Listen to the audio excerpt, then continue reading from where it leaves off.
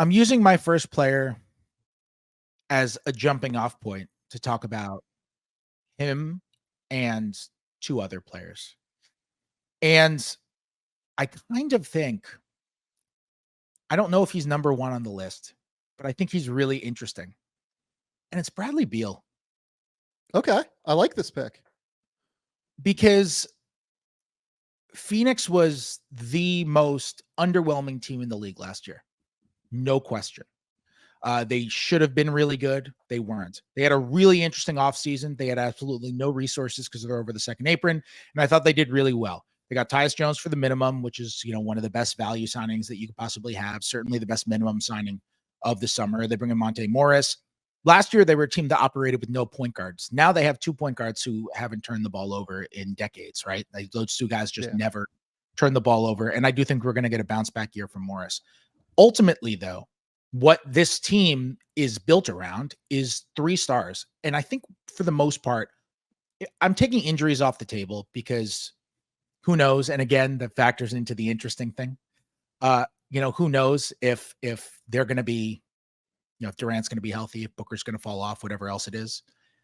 Beal has had injury issues of himself, of his own. If those two play well together, and I'm talking about blow people off the court like they're supposed to, then that team has a chance to actually be really good and maybe finish in the West's top 4, especially playing along a point guard. Last year, those 3 on the floor, the Suns were plus 7.5 together. That's a good to really good number. But the point of the Phoenix Suns is that number has got to be like double digits. And I know that sounds unfair. I know that sounds like an unfair expectation. But when you have those 3 together, then you need to be annihilating other teams to make up for all the times that you don't have those 3 together. I think the addition of Mike Budenholzer is going to clean things up, but ultimately I do think that duo kind of comes down to Bradley Beal's importance, because as long as people are healthy, we know what we're getting from Devin Booker. We know you're getting a top 5 player in Kevin Durant, the guy who everybody looked to on Team USA to pull them out of ruts and whatever else. You know what you're getting in those guys. And Beal went there and had an efficient season that was lower usage than people thought and got really hot at the end of the year, but wasn't necessarily the binge scorer that people realized and didn't necessarily improve his defense all that much from the days in Washington. And if he can hit that level that he had previously, not necessarily in volume, but at least in terms of the threat of him to where he becomes so much more feared as opposed to being an 18-point guy, then all of a sudden you can't double team 6 guys. You can't double team 3 players with 6 guys because you don't have 6 guys. And I think he is really a turning point for them.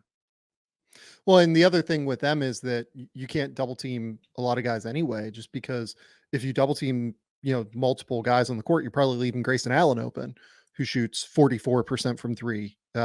You might be leaving Yusuf Nurkic, but if Yusuf Nurkic is around the basket, sometime he'll smoke layups. Right. That's the reality of the Yusuf Nurkic experience, but you probably don't want to give up an easy shot at the rim. Right. The reason I didn't pick any Suns is because, we kind of said most important players this season.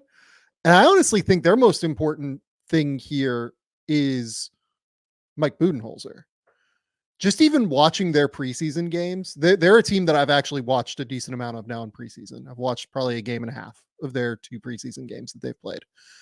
Their offensive movement, the ball movement, the way that the players are moving on offense off of the ball looks so much crisper than what it had been previously.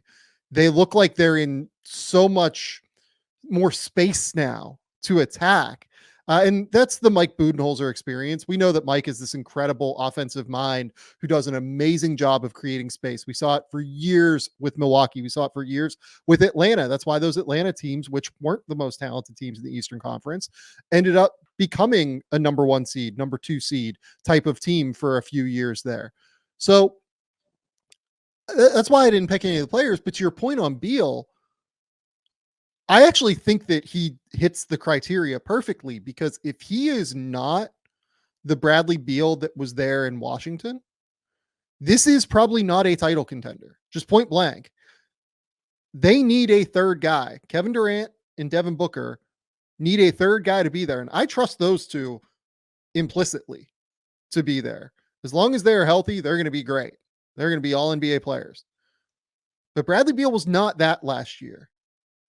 And we can talk a lot about the depth. We can talk about Royce O'Neal being there for a full season, Grayson being on this great contract now, whatever the Yusuf Nurkic, experience will be under a new head coach in Budenholzer, Tyus Jones being there on a minimum, etc. But if Bradley Beal isn't the guy that they traded for, given his contract, given everything attached to him, they're just like a non-contender this year. They're kind of like a non-contender into the future because it's going to be really, really hard for them to make moves around this roster. Yes, 100%. And that's part of the reason why, I mentioned how importance isn't just about when you're talking about the really important guys. It's not just about reverberations on your own team. It's also about what happens in the rest of the league. Okay, well, let's say a world where Bradley Beal doesn't have his best season. Let's say he has a downswing.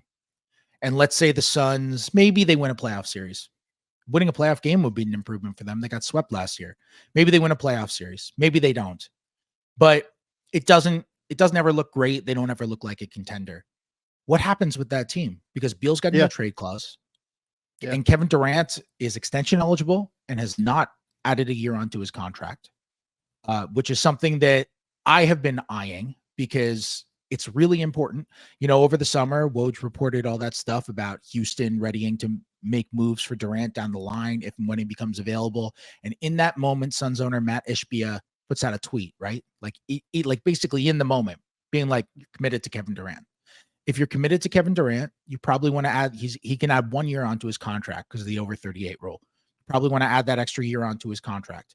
The fact that it hasn't happened yet is something that I'm just looking at it. I'm like, okay, it's interesting that he hasn't added that extra year, which can be max money, and he hasn't done it. I'm keeping my eye on that, and you wonder what will happen with the Suns because their way of recouping things is by trading Durant or Booker or both, which you can obviously get a ton for because they're both fabulous, fabulous players. And you wonder what's going to happen. To your Budenholzer point, by the way, which is a really good one. And you mentioned the offense. I'm really interested to see what Bud does for them in like the grit type stuff as well. Because the thing with Phoenix is Nurkic in his prime was actually a pretty underrated rim protector, but now I don't think he necessarily has that element. And with Phoenix, what they're missing is basically a center who is going to give you any sort of imposing nature in the paint because they're not getting that with Plumlee. And there were too many situations defensively last year where even though they finished top half of the league in defense, where I just thought they looked out of sync. There's a play you mentioned their preseason. They played Detroit at Michigan State a couple of days ago. And at the very beginning of the game, like 3 minutes into the game, there's a play where Cade Cunningham is going up against is running a pick and roll on the right wing, which is being guarded by Booker and Durant. Two guys who have now played together for a year and a half. And Durant and Booker botch the switch. One of them thinks they're supposed to switch. The other one thinks they're not supposed to switch. Cunningham gets all the way to the rim, and he just absolutely yams on Mason Plumlee. And the highlight reel looked like he was dunking on Mason Plumlee. But the reality is, the Suns had a communication botch up there. And I recognize it was 3 minutes into a preseason game. Ultimately, that doesn't matter. And mistakes like that are made for the preseason. However, the Suns don't have that small little margin. They have, I should say, that small little margin of error for error now, where like Durant and Booker are a year and a half into being together. Those are the things that they have to iron out. I think Bud will help with that in the long term. He's very good on that. They were 20th in defensive rebounding last year. Bud teams don't finish 20th in defensive rebounding. They were like bottom 5 or 6 in turnover rate. Bud teams don't finish bottom 5 or 6 in turnover rate.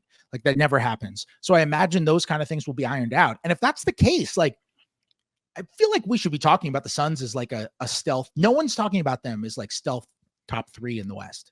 But yeah, no, I think that ceiling on the table exists. Yeah, I think that ceiling really exists this year. No question. Just based off of like the stylistic offensive improvement I've seen in the preseason, I feel like Bud's stuff is getting through maybe a little bit more than like the Vogel-y stuff. We associate like high level defensive energy and honestly rebounding and rim protection with Frank Vogel.